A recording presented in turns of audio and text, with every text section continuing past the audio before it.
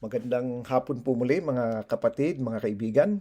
Dito po muli tayo sa ating programang Salita ay Buhay upang mapag-usapan natin ang mga commandments sa Torah, no? Mga kautusan. Nagtapos tayo nung huli sa pang 401. So ngayon ipagpapatuloy natin ito sa starting 402. Pero bago natin ipagpatuloy, gusto ko munang i-discuss ulit yung pang 367, ano? Yung wag daw tayong magsusuot o ng damit na kung saan ay made of wool saka linen mixed together, no? Ayon yan sa Deuteronomy 22:11. Meron kasing kapatiran na nagbigay ng magandang puntos din, ano? At gusto kong i-share din ito sa inyo. Sabi niya rito na ang wool sa linen kasi from hygienic point of view, no? Yung wool and linen, meron silang magkabaliktad na karakteristik, ano? Parang nagkokontrahan sila. Yung wool daw ay may absorbing saka shrinking in nature, no? So ibig sabihin, nagre-retain ito din ng heat. Samantalang ang linen ay resistant sa heat, ano? Saka hindi nagsishrink at ito ay good conductor ng init o ng heat ng katawan, ano? Ang woolen clothes ay normally susuot mo to para ikaw ay mainitan. So during cold weather, maganda ang wool, ano? Ang linen naman ay ginagamit, sinusuot ito para maging cool naman ang katawan ng tao, especially during summertime o yung mga hot weather condition, ano, o warm weather. Itong conflicting tendency nito ay ng wool and linen ay nagko-contradict o nagko-conflict sa isa't isa at nagkakaroon at maaaring mag-cause ito ng disorder sa connection, ano. Yung isa nag-outflow ng perspiration, yung isa naman nagpi-prevent. So, parang walang sense, no? So, kapag ginawa daw natin ito, ay magiging ceremonially unclean tayo kasi um, dahil nga dun sa parang kumbaga sa ano yung pawis natin na mare-retain tapos babaho tayo. Sayang naman ng pag-present natin o sayang na ang ceremonial cleansing natin o pagligo natin kung tayo'y naiinitan din, ano? So ito lang, gusto ko lang i-share ito. So at least yan ay comment ng isa natin mga kapatiran that it makes sense. So gusto kong i-share, no? Ngayon, ang pang 402, hopefully matapos natin ang 402 up to 458 ay pertaining ito sa mga tithing, sa taxes, saka sa teruma o yung offerings, ano. So sinasabi dito na ang isang uncircumcised na tao ay hindi dapat kumain ng teruma o yung heave offering, ano. At ito rin ay nag-a-apply sa lahat ng mga holy things, ano, na so hindi dapat ma-involve ang isang uncircumcised o isang hindi tuli na tao sa pagkain ng offering. Maalala po natin, in-explain po natin ito na ang offering talaga ay sa biblical temple times ay pagkain. So kinakain ito sa presence ng Panginoon, no? Kasi ngayon pag sinabing offering, pera pero hindi po ganyan nung simula, no? Ngayon, itong pag sinabi kasing uncircumcised, normally pertaining ito sa physical uncircumcision, yung mga hindi tuli, ano. Sa ating mga Pilipino, um, hindi common yung hindi tuli unless na bata pa. So, pero sa ibang bansa, karamihan po ng mga lalaki or halos lahat sa kanila ay hindi po sila circumcised. So, Kaya ang sinasabi ng Biblia o ng Torah, um, hindi sila pwedeng kumain ng offering, no? Um, Ganun din, hindi sila pwedeng yung law ng Paschal offering, basta anything na offering, hindi rin pwede. Na ayon yan sa Exodus 12:44 to 45 sa Leviticus 22:10. Um, Makikita rin natin dito na actually po hindi lang po ang pagkain. Maraming restrictions actually sa mga uncircumcised, hindi rin sila pwedeng lumapit sa temple, hindi rin sila pwedeng mag-join sa Passover Seder, and most especially hindi sila pwedeng mag-asawa ng mga daughters ng mga priest. So anyway, madidiscuss natin yan later. Again, hindi po siya salvation issue. Meron lang po talagang restriction yung mga circumcised sa uncircumcised. So, naging issue yan nung sa Acts 15, whether dapat yung mga converts ba na mga dating Gentiles ay dapat ba magpa-circumcise. So, napagdesisyon na hindi naman necessary. Ngayon, kung gusto, pwede. Pero kung ayaw, okay lang din. Pero it doesn't mean na they can do whatever they want kasi meron talagang restrictions. Gusto ko lang po rin emphasize na hindi lahat ng gusto natin magagawa natin. Kahit maging sa mga circumcised, may certain limitations pa rin. Kapag hindi ka Levite, hindi ka pwedeng gumawa ng mga Levitical duties, At pag hindi ka naman from yung Aaronic priesthood, hindi ka rin pwede, maski Levite ka, hindi ka rin pwede mag-perform ng priestly act. At kapag hindi ka rin sa high priestly line, hindi rin pwede. May mga certain restrictions. Ang babae hindi pwedeng pumunta doon sa lugar na lalaki, ang lalaki hindi pwedeng pumunta sa lugar na babae. May mga certain restrictions. Tapos meron ding Court of the Gentiles na tinatawag. Yung mga gusto talagang worship pa rin sa Panginoon, hindi naman sila pinagbabawalan pero may certain limit.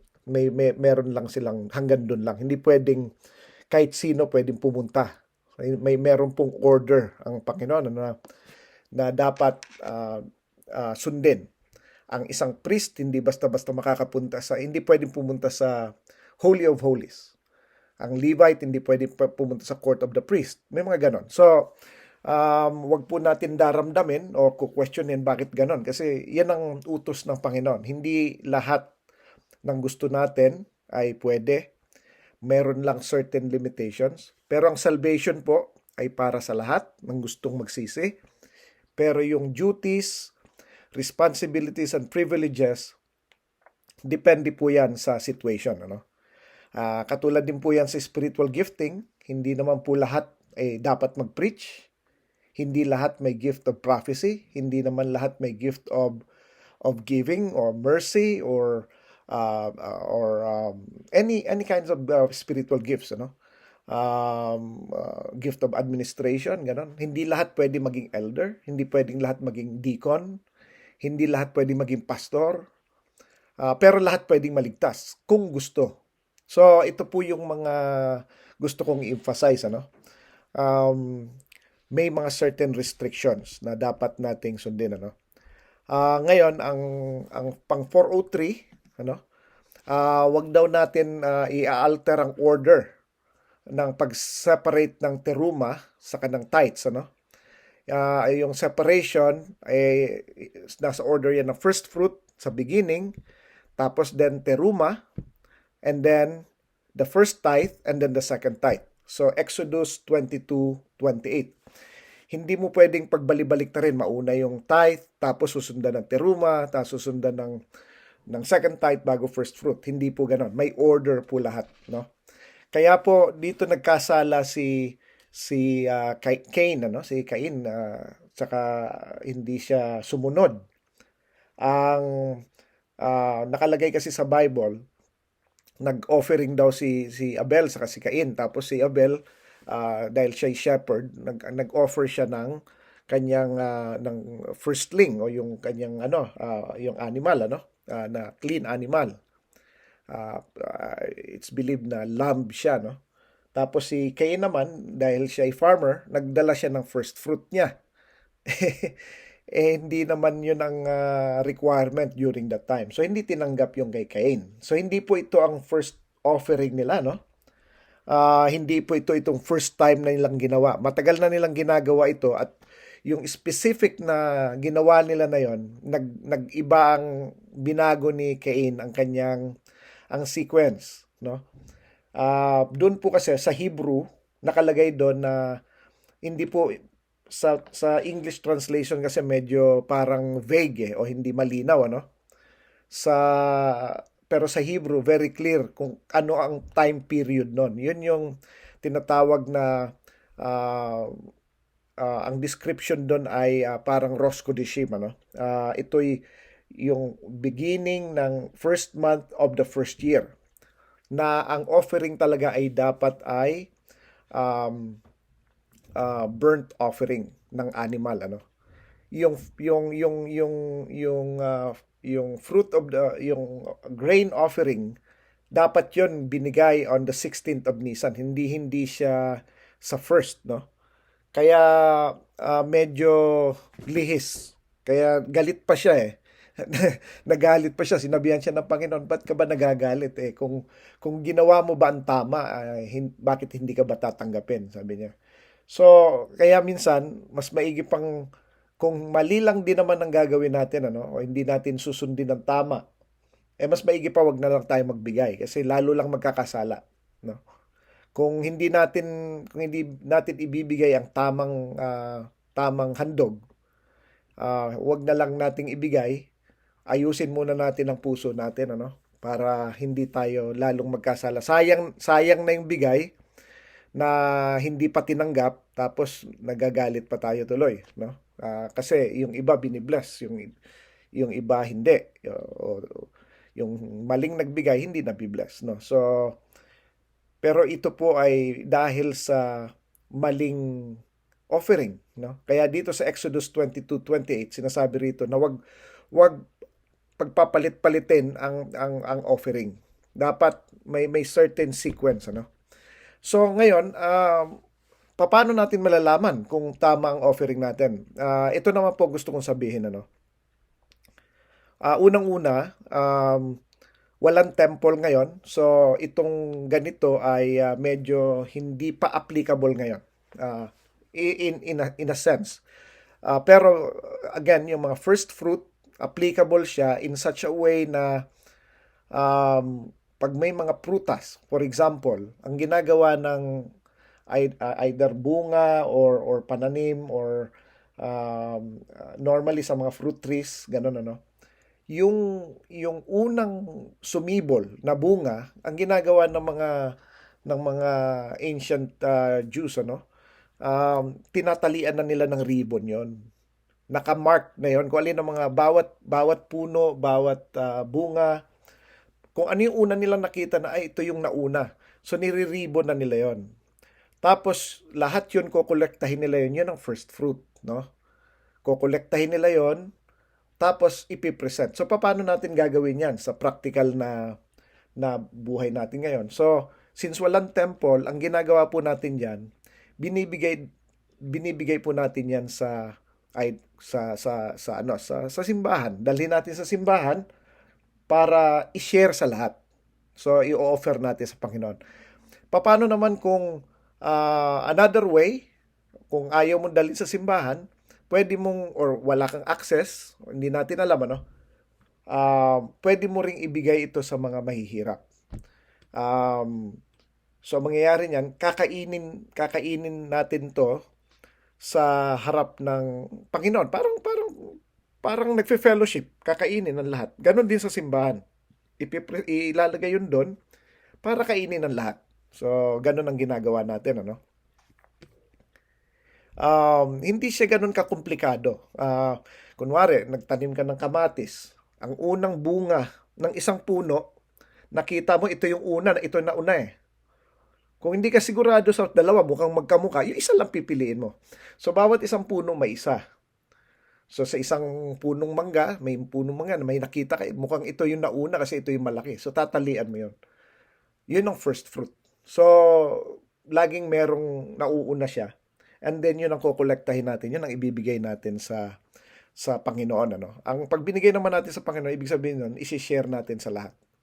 Sa leadership, sa mga naglilingkod sa Panginoon, kasama na rin pati mga ibang mga kapatiran.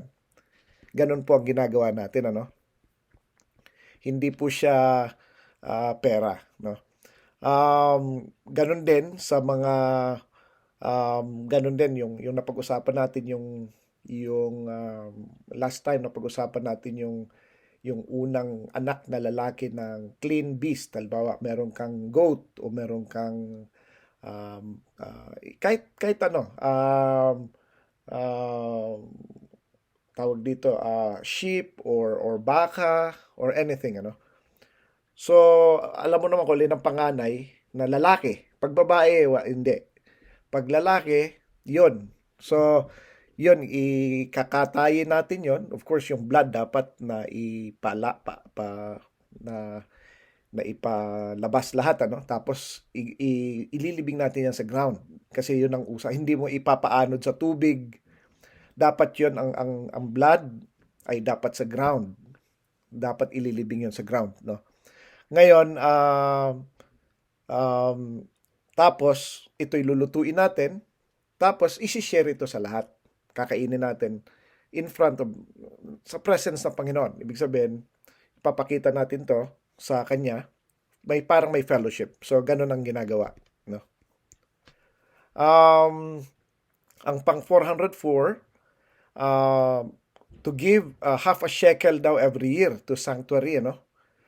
For provision of public sacrifices. Ito po yung parang ito yung tinatawag na parang temple tax, no? Exodus 30:13.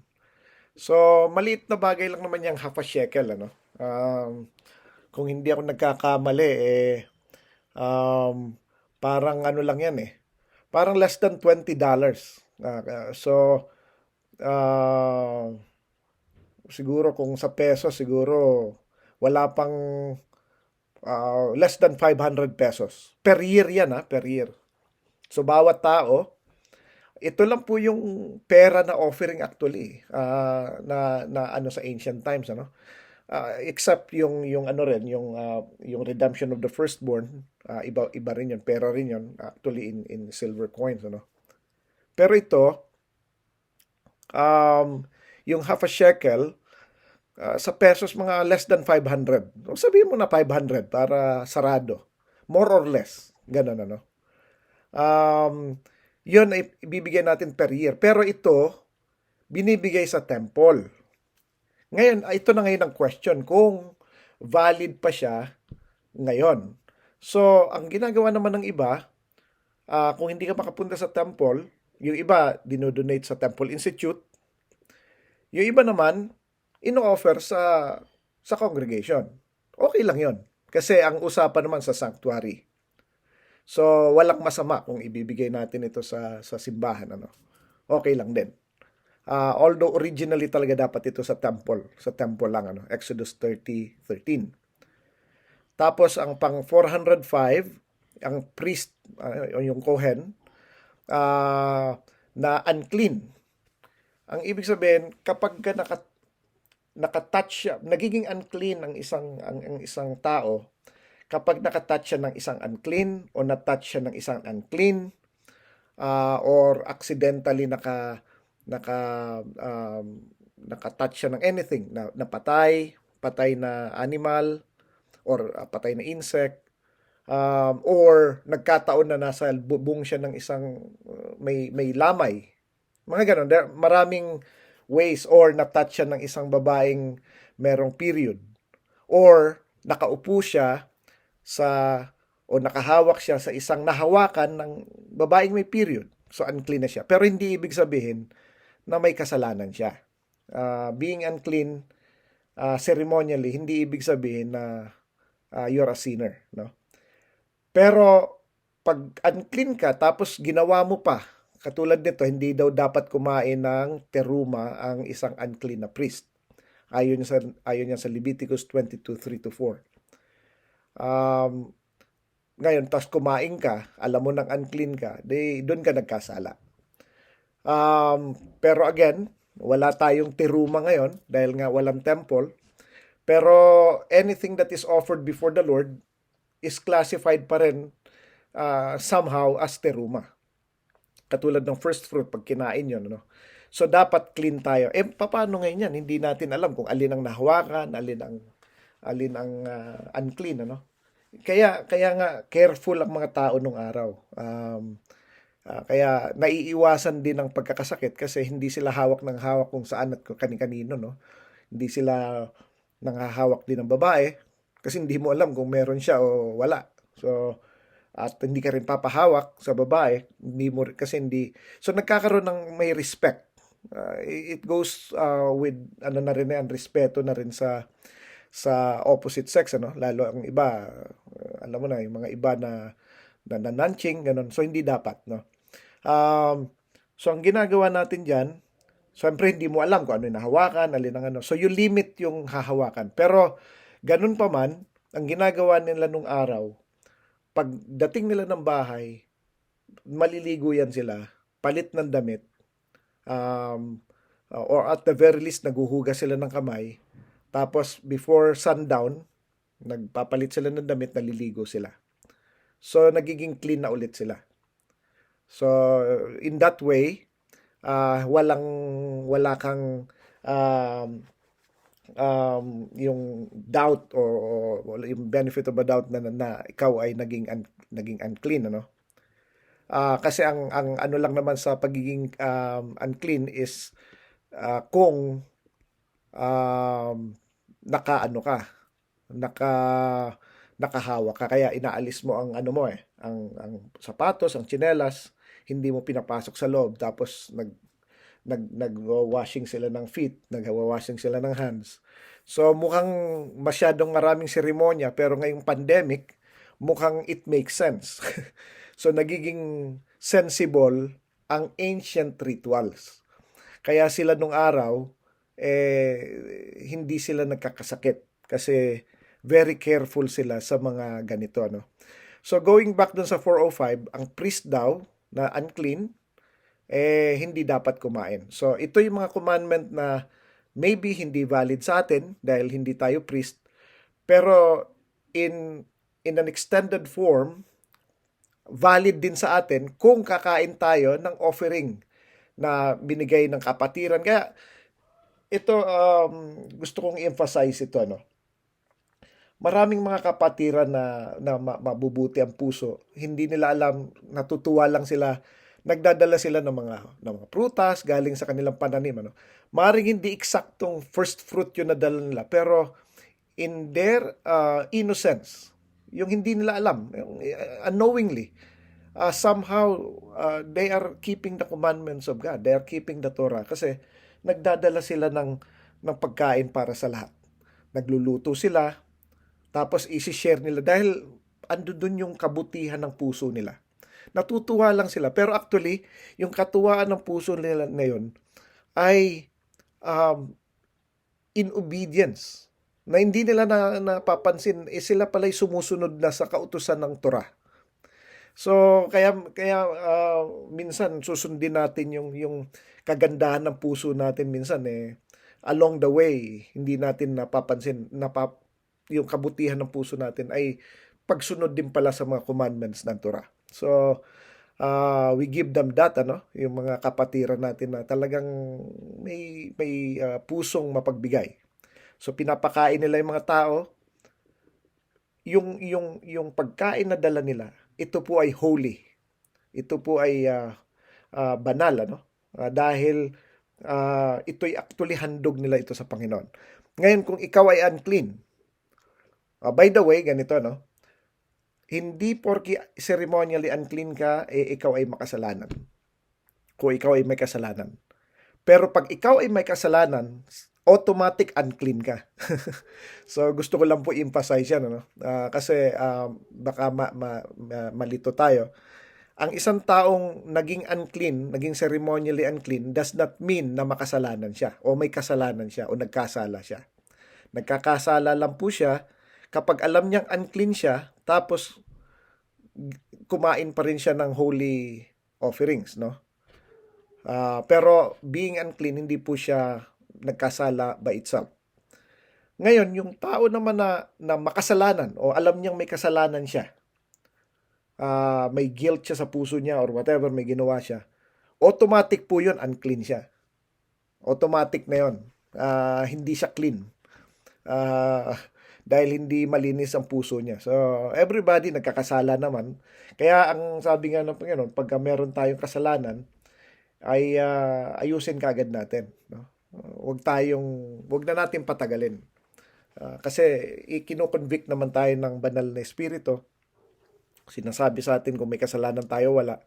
At wag na tayo magmatigas. So, ang gagawin natin dyan, magsisisi tayo. Kapag nagkasala tayo sa kapwa natin, pupuntahan natin yung kapwa natin at ayusin natin. And then, maligo tayo, maglinis tayo para malinis yung ating, meron tayong ceremonial cleansing din. Ano? Humingi tayo ng tawad spiritually. Tapos may physical cleansing din. May physical cleansing din tayo. No? So, yan yung mga dapat nating intindihan. Ano? Pang 406, sabi dito, yung tao daw na hindi pare, hindi kohen o hindi priest, ano, o yung wife or unmarried daughter ng pare, hindi rin pwedeng kumain ng teruma. So, pero ito'y very specific kasi yung teruma. Ito'y heave offering eh. So, medyo I would say na from legal point of view, it may not be applicable sa walang temple, ano. Pero again, it could be extended. So kapag may conviction tayo na hindi tayo dapat kumain nun, then wag na lang tayong kumain, ano, para hindi magkamali. Pero ito is very specific sa teruma, sa Leviticus 22:10. Ang sojourner ng kohen or yung hired servant niya, hindi rin pwedeng kumain ng teruma. Kasi yung teruma po, ano yan eh, talagang yung heave offering yan na specific sa mga priests. No? Sabi rin dito, sa pang 408, not to eat unholy things. No? Yung mga hindi dapat kainin, ano? Ayon niya sa Leviticus 22:15. Yung mga unholy things, hindi dapat kainin.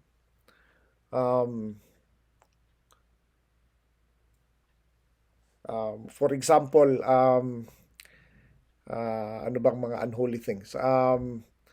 Yung halimbawa niyan ay, alam mo yung mga ino-offer, sa bagay, automatic na anything na ino-offer sa idols kasi hindi mo dapat kainin yun eh. Kahit ano pa yan eh. Automatic na yun. So, merong mga produkto na kumakalat yan na ito'y inihandog sa Diyos-Diyosan ng ibang relihiyon. So, hindi po advisable sa Torah ang kainin ito, no? Pang 409, dapat daw iset apart o ihiwalay ang tithe ng mga produce, yung mga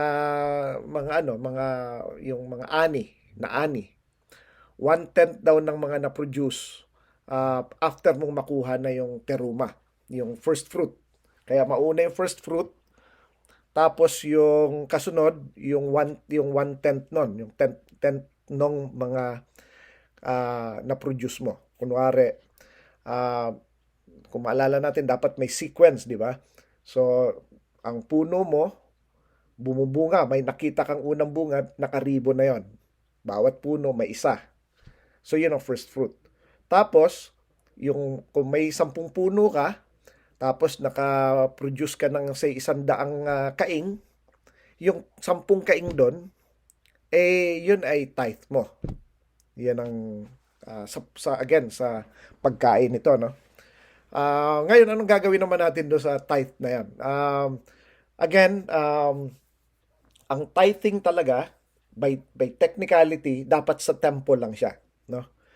Pero again, it can be extended sa ang practices ng ancients nung nawala na yung temple, na ayon yan sa Daidaki, ano?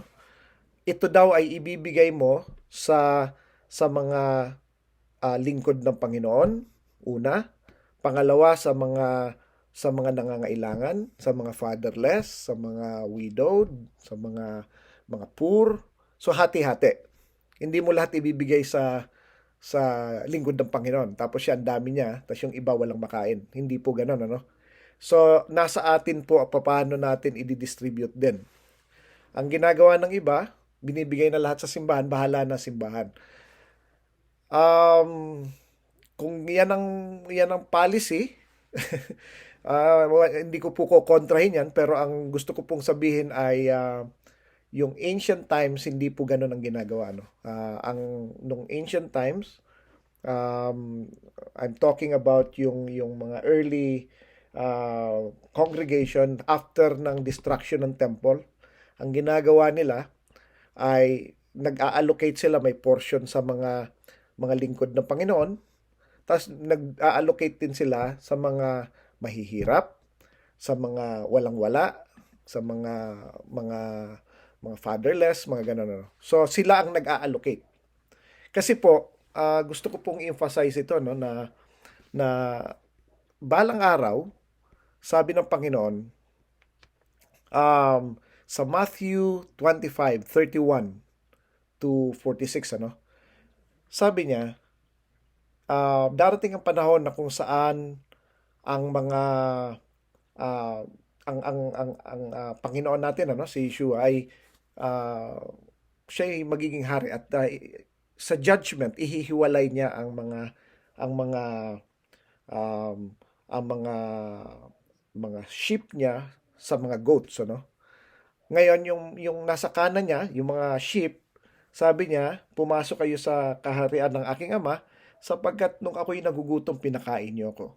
Nung ako ay nauuhaw, ako inyong binigyan ng tubig. Nung ako ay walang damit, hubad, binigyan niyo akong damit. Nung ako'y stranger, pinatuloy niyo ako. Nung ako'y may sakit, dinalaw niyo ako. Nung ako'y nasa kulungan, dinalaw niyo ako. Ngayon, tinanong niya, Panginoon, kailan namin ginawa yan sa iyo?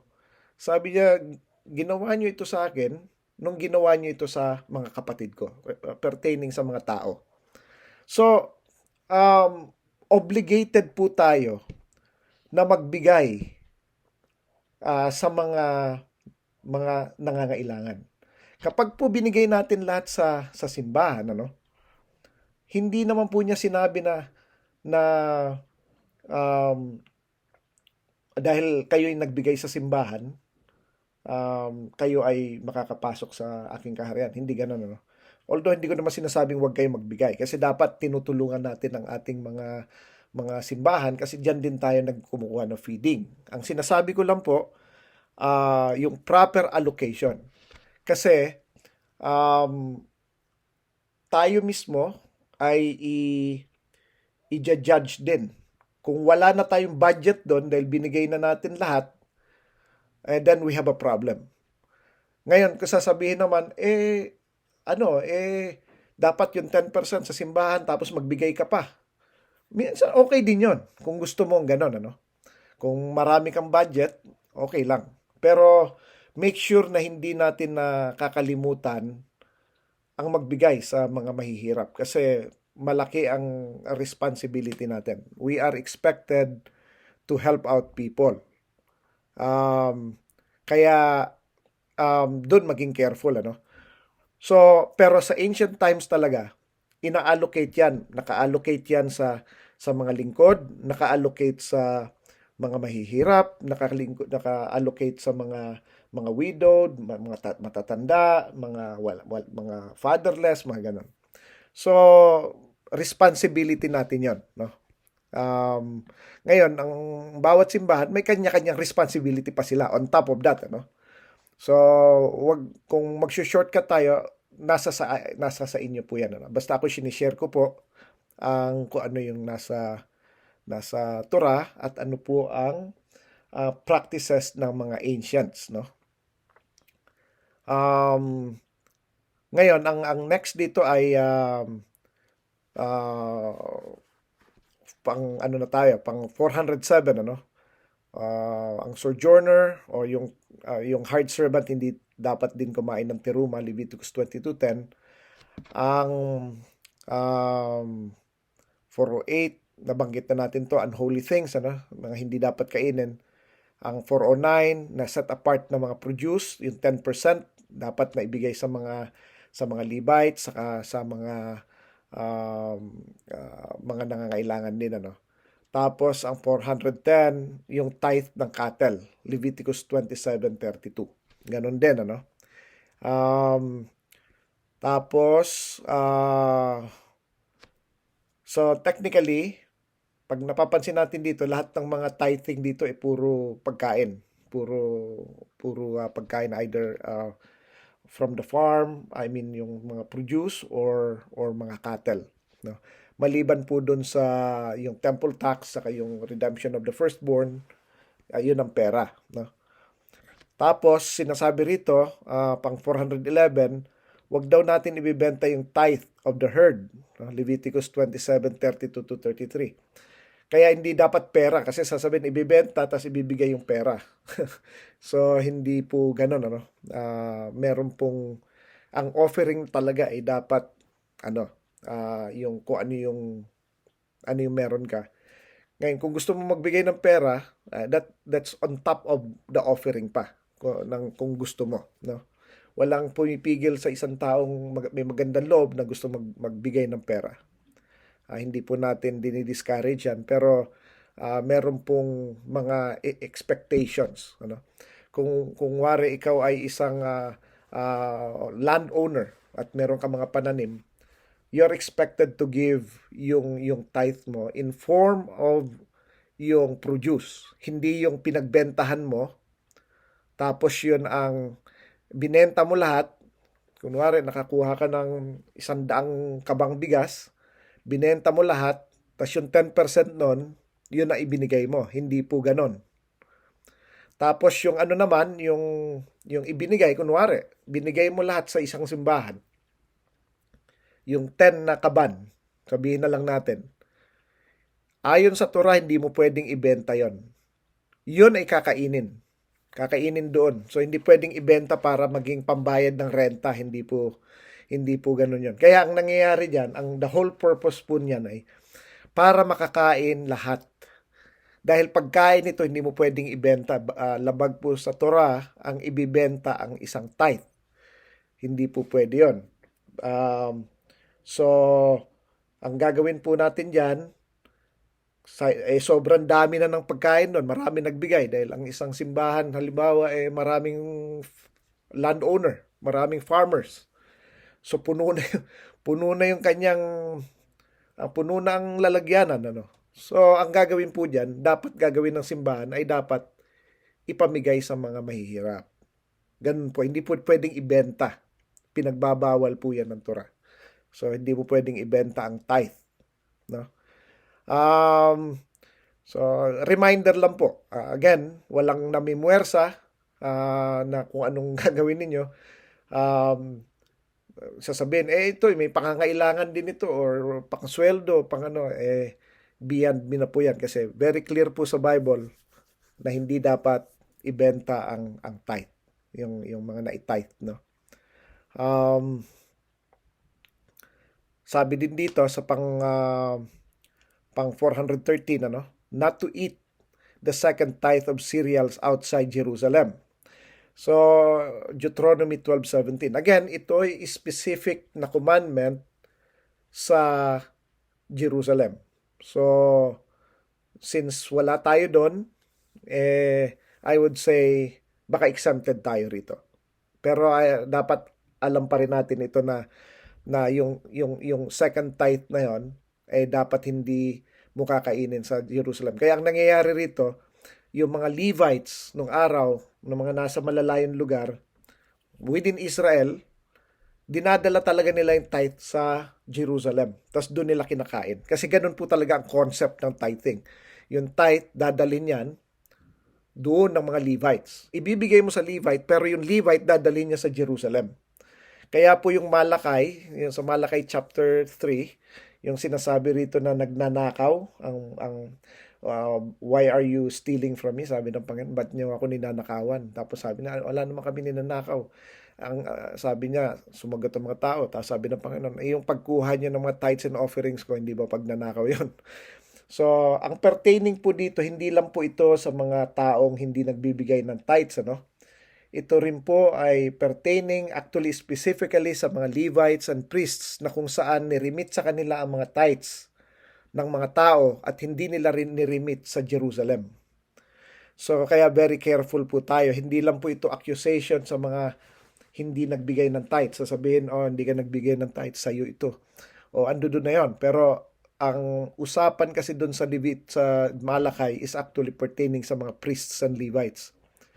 Yung mga lingkod ng Panginoon na supposedly dapat sila yung nagre-receive ng mga tithes tapos dadalhin nila dapat sa Jerusalem para ibigay doon.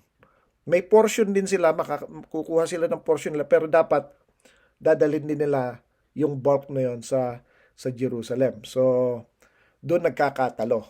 Paano ngayon yan? Wala sa Jerusalem. Yan.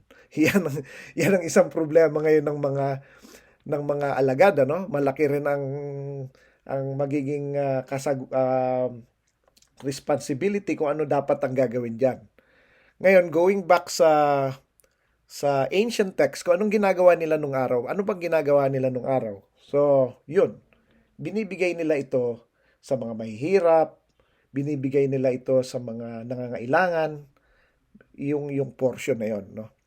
Pero ngayon po kasi meron namang Jerusalem, ano? Merong ano, so sa amin sa Light of Messiah, Toronto congregation, ang ginagawa namin, tuwing pumupunta kami ng Jerusalem every 3 years, may dala kaming offering na galing sa mga tao din, and then binibigay namin sa Temple Institute. Doon namin ina-allocate yung offering na 'yon, ano. Ngayon, paano naman yung mga hindi makapunta? So, two ways. It's either ipadala nyo through donations, or kung hindi pa rin talaga, kahit ipamigay na lang sa mahihirap. I think it's also acceptable. So, depende sa kung anong conviction tsaka ano ang direction ng isang congregation. Hindi ko po pwedeng pakialaman kung ano ang mga policies ng bawat congregation, kasi bawat leaders at bawat congregations merong pananagutan sa Panginoon. So, tayo ay hindi binabasa lang natin kung ano ang commandment ng Panginoon, at tayo ay hindi nagdidikta sa mga kapwa nating tagapaglingkod ng Panginoon, ano. Bawat isa may conviction, at least alam lang kung ano ang gagawin, ano. So,